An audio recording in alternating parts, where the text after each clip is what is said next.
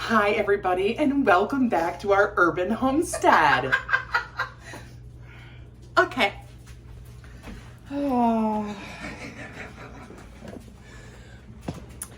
Hey guys, welcome back to our urban homestead. I already said that. My name is Chelsea. If you're new here, welcome. And if you've been here a while, welcome back. We are back in the kitchen and I'm gonna be making a super easy, delicious meal with all things from our pantry. And I'm also gonna show you how to make some homemade taco seasoning because I am out. April's hilarious. She's been dying to do the intro. So I'm gonna brown about a pound of ground beef into my skillet and I'll be back when that's done. Okay, so my beef is browned up and I normally make a quart at a time and I'm almost out and I can't make a whole quart because I am out of a lot of bulk spices and we have got to remedy that. So I'm just gonna show you the basic components of my homemade taco seasoning. We're gonna start by adding that little bit to the jar.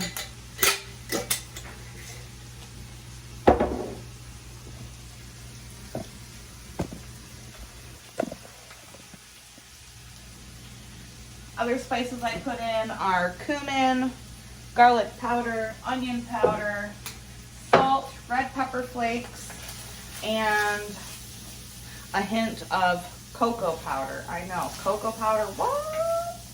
Yeah, cocoa powder. If you've never put that in your taco seasoning, and I'm not talking a whole lot, but just like a little tiny bit. It really adds a great depth of flavor. All right, so I can already tell you that this is not enough seasoning.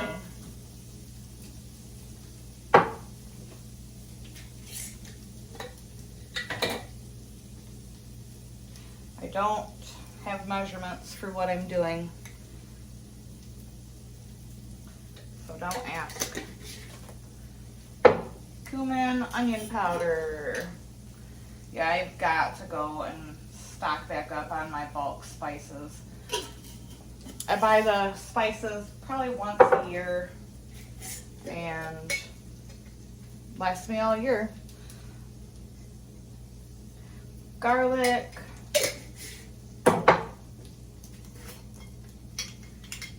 Once I go to the store and I have all my spices, I will do a video on making the taco seasoning.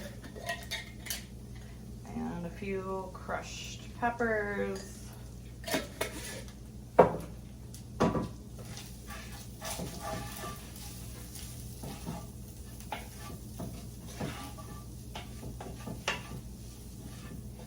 not adding the cocoa powder because I don't really feel like running to the pantry right now and getting any out. But I do add it when I make my big jar. That smells about right. Okay, so I am trying to, obviously I can lots of food. We preserve a ton of things from our garden, but I also feel like it's important to have some kind of, backup plan and store-bought canned goods. So I'm trying to use up a couple things that need to get used up in those, in that pantry. So I've got some diced tomatoes, and normally you would add like water or something, but I'm using these diced tomatoes. So we're just gonna add the whole jar. I was gonna strain the juice, but I'm gonna add the tomatoes back in anyway, so that would be pointless.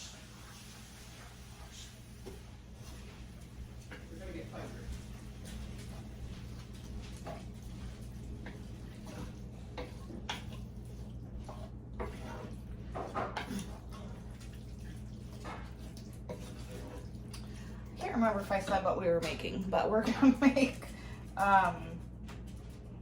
burritos, and we're gonna use that queso that I canned up the other day. Uh-oh.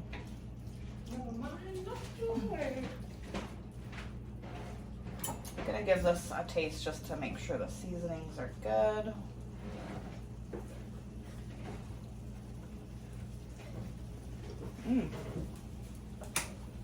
Beautiful. And then I've got a can of black beans. I'm not using the black beans that I have canned. I'm using the ones that are in my other pantry, the like store-bought canned goods, because I don't want those to go bad. And I know the ones that are in my canning pantry will be fine for quite a while because I just canned them up. So I'm gonna go ahead and open that jar and then rinse them, and I'll be right back. I get a lot of questions, messages on what my spice cupboard looks like. This is my everyday spice cupboard. So the only things that are like the herbs de Provence, I obviously don't make that. That's Trader Joe's. But I do save the containers, and like this is a spice blend that I make for chicken and pork, and then like this is one that I do burgers with. So yeah, there's my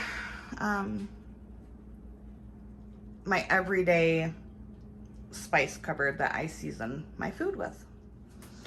All right, we've got the burger spices and diced tomatoes with the juice in this bowl. Earlier, I went ahead and I made some rice. It's just rice with the sazon Goya packet. And I have a can of rinsed black beans. We're gonna add that to the meat.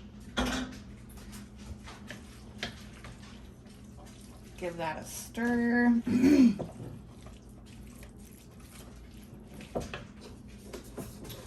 And then add some of this rice.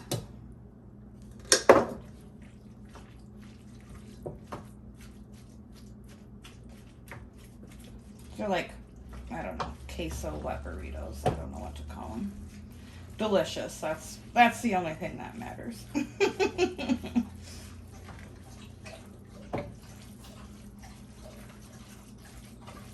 This is a great way to, like, you know, make ingredients stretch. I mean, I started with 1 pound of ground beef and I have this big bowl full.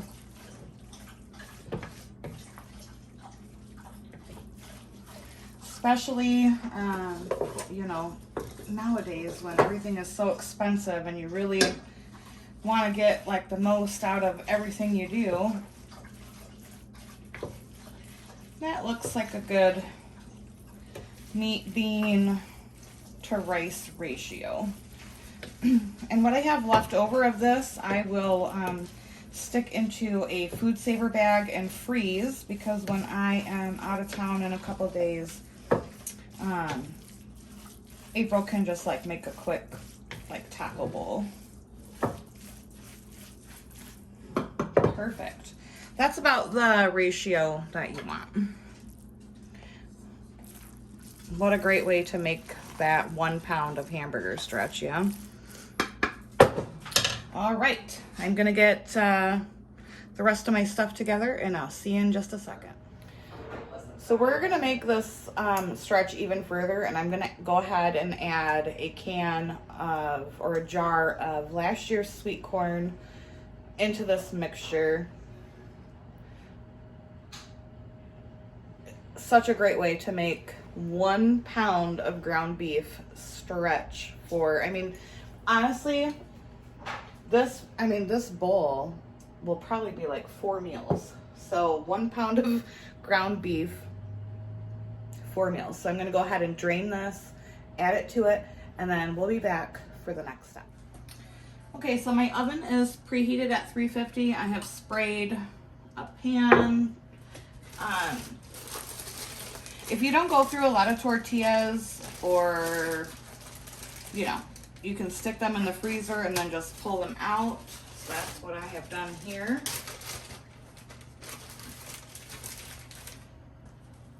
And now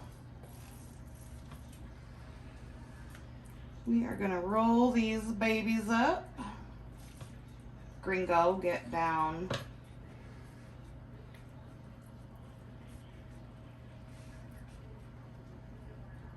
Seam side down.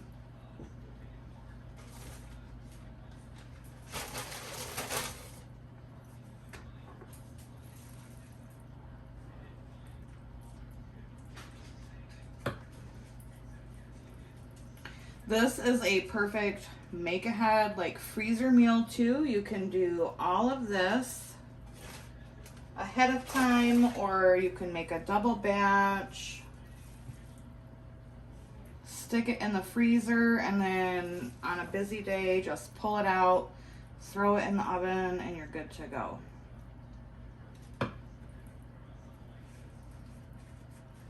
And I mean, seriously, like all things from the pantry or freezer, things that you already have on hand.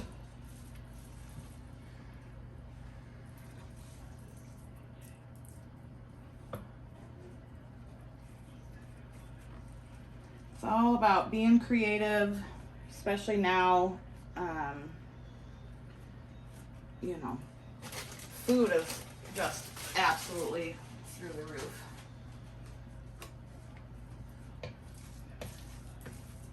So if you can make 1 pound of meat and 2 cups of rice,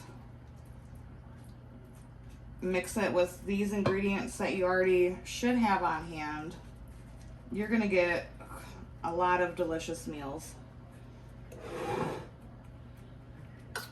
All right. So that will be dinner tonight, and then we still have all of this left over that will be, a couple meals. So I've got the canned queso. This was what I had left over that I stuck into the fridge from the other video, and I'm just gonna pour this on top of here. Gotta get a spatula though.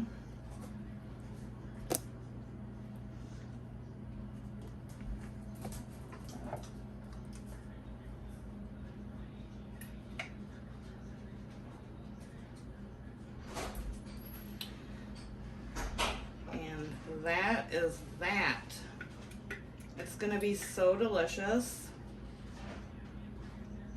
You can add shredded cheese at the end, like last 10 or 15 minutes of baking if you want.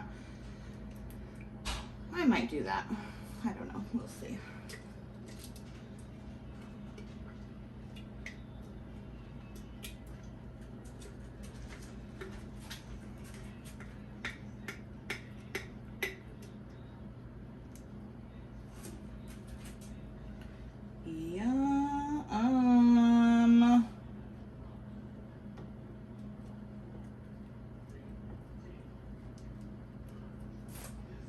All right, we're gonna stick this into a 350 degree oven for about 30 to 45 minutes